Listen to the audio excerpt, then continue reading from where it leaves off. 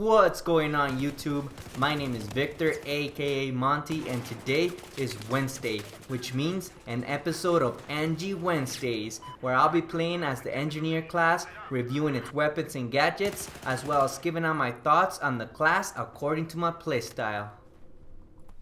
Today, I'm going to be reviewing the MX4 personal defense weapon. This is the first weapon available to the engineer class. As you guys know, the engineers got assigned the personal defense weapons as the primary choice of weapons. This is a change compared to Battlefield 3, where they got the carbines as their main weapon choice. If you guys ask me, this is a great choice on DICE's part, considering that the carbines are an all-kit weapon now.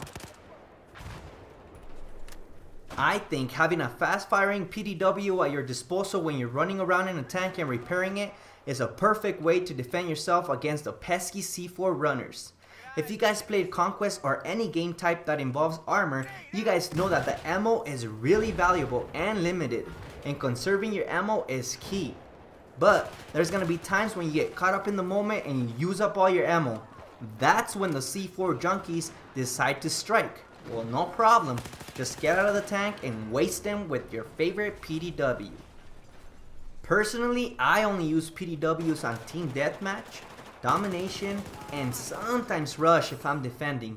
I really think they're better at close range combat simply because the bullet drop off is really high and, well, they suck at long range. The statistics according to Simtic.com give the MX4 a max damage of 25 and a very low minimum damage of 12.1. You definitely want to stick to close quarter combat for this weapon, because its bullet drop off starts at 8 meters and its low 12.1 minimum damage is at 55 meters. That means it's going to take you 10 to 11 bullets to even try to kill somebody long range. And by the time you get 2 to 3 bullets on the enemy down range, they're going to know where you're at and shoot you down using pretty much any other weapon that's decent at long range combat. In my opinion, and pretty much common sense, don't use this weapon at long range. It's just pointless, and it will get you killed more often than not. I mean, just look at that. No. Stick to close range. See? That's better. I mean, it doesn't take a brainiac to know that this weapon is not gonna perform well at long range.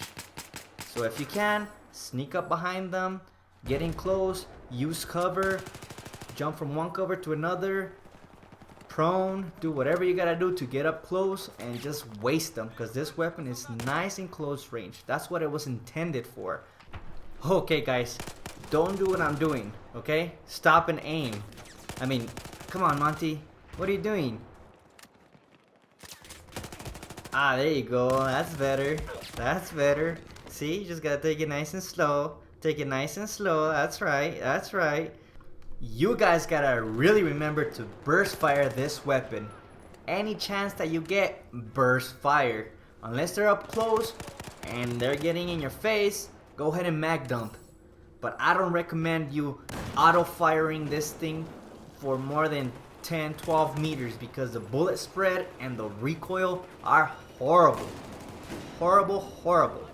Unless you know how to control it, don't do it. It's really pointless and it's not gonna get you anywhere. It's just gonna frustrate you and you're gonna throw the controller at your TV and break it. Not that I've done it or anything like that, but I know people who rage over the deaths that they have. So I want to save you guys the headaches and the pain that you get from raging over a video game. I mean, this is supposed to be fun for all, and you guys can't stress it like that. That's why I'm making this video, to help you guys out a little, and maybe you learn something, you know? Take it from me. Don't rage. I rage and I don't like it. This weapon is not horrible at all if you know how to handle the recoil and the bullet spread. That's the main thing. Otherwise, it sucks. But one good place where this weapon really shines is in its fire rate, which comes in at 830 rounds per second. This puts it on par with most assault rifles and any other high fire rate weapon. Like I said, You really want to get in close with this weapon to be effective and get kills. The clip size is really nice as well, with 31 bullets per clip. However, one word of advice, don't let your bullets run out. With a long reload of 3.4 seconds, the MX4 is one slow reloading weapon. You really don't want to get caught up reloading this weapon on an empty clip. If you can, try to reload with a couple of bullets left in the clip because it will take you only 2.5 seconds, which isn't too bad, but it beats the extra second. As you guys know, a second could mean death. So keep a good eye on your bullet count. You can always do what I do, run behind cover after every gunfight, and do a quick reload before going out for more. Saves you a lot of deaths and headaches. The MX4 has slightly more upward recoil compared to Montee's AK-12 assault rifle. With a 3.6 upward recoil, you're going to want to strap a vertical grip or angled grip to help you control that crazy recoil. Having a muzzle brake is also an excellent complement to this weapon. If you don't mind burst firing it all the time, you'll be just fine with this setup. I personally recommend 5 to 6 bullet bursts to have the greatest control over this recoil monster. I mean, it's not bad as the stats make it sound, but it does have significant recoil if you don't know how to control it. But I'm sure once you get used to it, you can change the attachments according to what you like.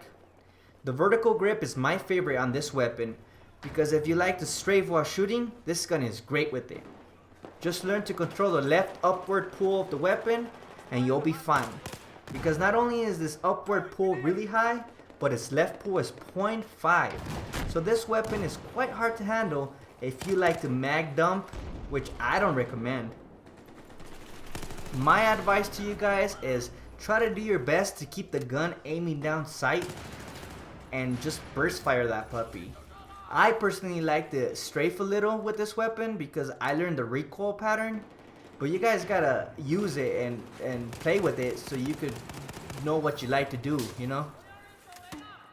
Hey, and who knows, after using it for a while, you guys might like it and might not want to switch to another one, which is crazy in my opinion, because this gun is not the greatest. So overall, I give this weapon a 5 out of 10. Even though its fire rate is really high and it kills fast at close range, I prefer a PDW with less muscle climb and faster reload time. Definitely get your 500 kills with it and move on to the better PDWs. And if you guys haven't already, please check out my other videos, which will be in the description below and also at the end of this video. Thanks for watching. Hope you guys learned something. Please don't forget to hit that like button, share and subscribe for more content. This is Victor. Peace out.